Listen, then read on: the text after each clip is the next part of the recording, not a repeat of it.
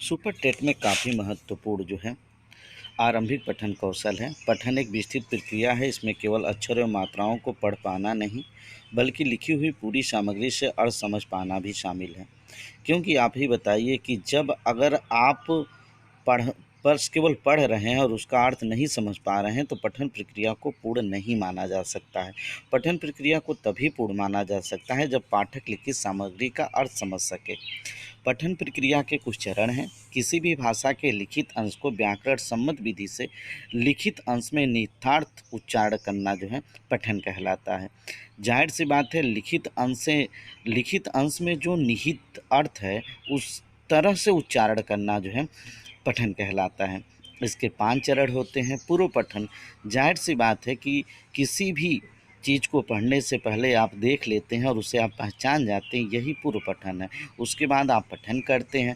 पठन करने के बाद जब आप पठन करते हैं तो आपके पठन और उस मैटर के बीच में, उस निहित अर्थ के बीच में एक प्रतिक्रिया होती है और फिर आप जो है उसमें कुछ और खोजने लगते हैं। जैसे कहानी वहानी अगर पढ़ते हैं तो आगे की जिज्ञासा होने लगती है और फिर आप उस भाषा का जो है प्रयोग करने लगते हैं और उसको अपना लेते हैं। यह जो है पठन प्रक्रिया के चरण हुआ। अब आते हैं पठन के स्तर पे बात कर लेते हैं। पठन के विभिन्न स्तर हैं। जैसे आदर्श पठन, भाई जाहिर सी बात है, सबसे पहले अध्यापक जब पढ़ता है तो उसी से हम सीखते हैं। सहभागी पठन, सहभागी पठन में जो है हम लोग एक दूसरे के साथ सहभागी होते हैं, अर्थात बच्चे जो है पठन करते हैं और दूसरे बच्चे उनको सुनते हैं। निर्देशित पठन, अध्यापक के कहने पे बच्चे पढ़ते हैं, ये निर्देशित पठन है। और यह तीनों पठन तो कक्षाओं में चलते हैं, जबकि बच्चा जो है पठन से इम्प्रेस होकर जब उसको अर्थ समझ में आने लगता है, निहित अर्थ को समझने लगता है, तो यह पठन स्वतंत्र पठन कहलाता है।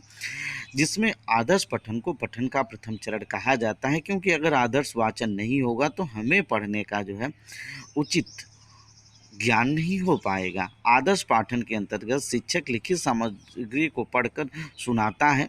सहभागी पाठक पाठन करवाने के लिए शिक्षिका सामान्यतः बड़ी किताबों का प्रयोग करती है। उसमें बच्चे अपने अनुभवों को बांटते हैं। अब आते हैं पठन को कौन कौन से कारक प्रभावित करते हैं। पठन को प्रभावित करने वाले अनेक तत्व हैं। जैसे रुचि हुई, कि रुचि रहेगी तभी हम पढ़ेंगे। अभिवृत्ति हुई, जिसको हम जो है क्या कहते हैं, अभिवृत्त एटीट्यूड। भाई समय के साथ एटीट्यूड हमारे बदलते चले जाते हैं। जैसे जैसे हम बड़े होते हैं वैसे वैसे हमारी अभिवृत्तियाँ बदलने लगती हैं।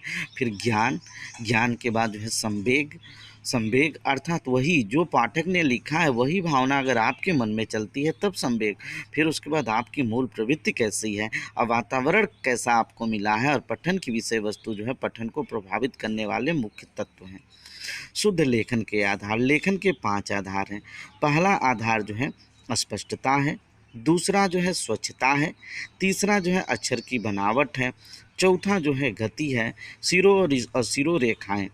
आप ही बताइए कि जो कुछ भी हम लिखें वो स्पष्ट रहे, दूसरे नंबर पे जो है वो स्वच्छ रहे, अक्षर की बनावट, अक्षर को अक्षर की तरह से ही लिखें। और जो हम लोगों की जैसे वहाँ पे लेखन में हमने एक ही मात्रा दी है तो वो गोला नहीं रहता है, लेकिन हम देते हैं तो कहीं ना कहीं हमारी शुद्ध लेखन जो उससे जो है प्रभावित होता है। इस नाते जो है कक्षा 3, 4, 5 में चलने वाली हिंदी बाल पोथी को आप देखें और उससे अक्षरों को सही तरीके से, और लिखने की गति आपकी अच्छी होनी चाहिए। हिंदी को जो है बिना सिरों रेखाओं के नहीं लिखा जा सकता और अंग्रेजी पे जो है सिरा सीरा रेखाएं लगाना उचित नहीं होता है। इन बातों का आपको ध्यान देना पड़ेगा। ये तो रहा शुद्ध लेखन के आधार। सुपर टेट में एक और भी नेक्स्ट चीज़ है, शैक्षिक प्रबंधन और प्रशासन। काफ़ी इम्पॉर्टेंट है कि शैक्षिक प्रबंधन और प्रशासन का क्या अर्थ है। शैक्षिक प्रबंधन शिक्षा का एक गतिशील रूप है, क्योंकि अगर किसी चीज़ में अगर मैनेजमेंट नहीं होगा तो अच्छी तरीके से वो चल नहीं पाएगा, जिसको संगठित और व्यवस्थित अनुशासन माना जाता है। और आप ही बताइए, जब संगठित और व्यवस्थित अनुशासन नहीं होगा तो और सबके लिए अगर शिक्षा कर दी जाए तो उसके बाद जो है इसी नाते जो है भिन्न भिन्न इंस्टीट्यूशन के द्वारा जो है महंगी महंगी फीसें लगाई जाती हैं। इनका लक्ष्य शैक्षिक प्रक्रिया से जुड़े प्रबंधकों में परंपरागत और नैतिक मूल्यों को बनाए रखना होता है। ये शैक्षिक गतिविधियों के निष्पादन की कला है। जो भी हमारी शैक्षिक गतिविधियाँ हैं उसको कैसे हमें जो है परफॉर्मेंस में लाना है, ये शैक्षिक गतिविधियों को किस तरह से हमें जो है संचालित करना है, उसके निष्पादन की कला ही शैक्षिक प्रबंधन है। शैक्षिक प्रबंधन के क्षेत्र, शैक्षिक प्रबंधन के अंतर्गत शिक्षण से संबंधित नीतियाँ, जो भी नीतियाँ हों, योजनाएं, निर्देशन, नियंत्रण, कार्य योजना, संगठन आदि सभी तत्व सम्मिलित होते हैं। वास्तव में शिक्षा प्रबंधन के अंतर्गत मानवीय तत्वों के साथ भौतिक तत्वों को भी समाहित किया जाता है।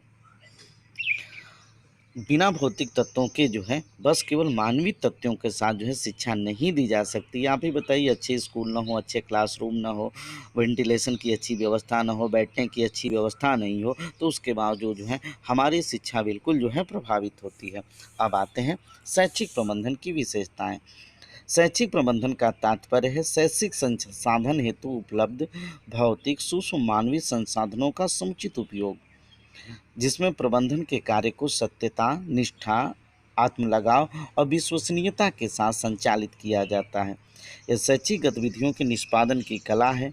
यह एक ऐसी कला है जिसका स्वरूप सृजनात्मक होता है और इसका उद्देश्य शिक्षा में व्यवस्थाओं को प्रभावी बनाना है।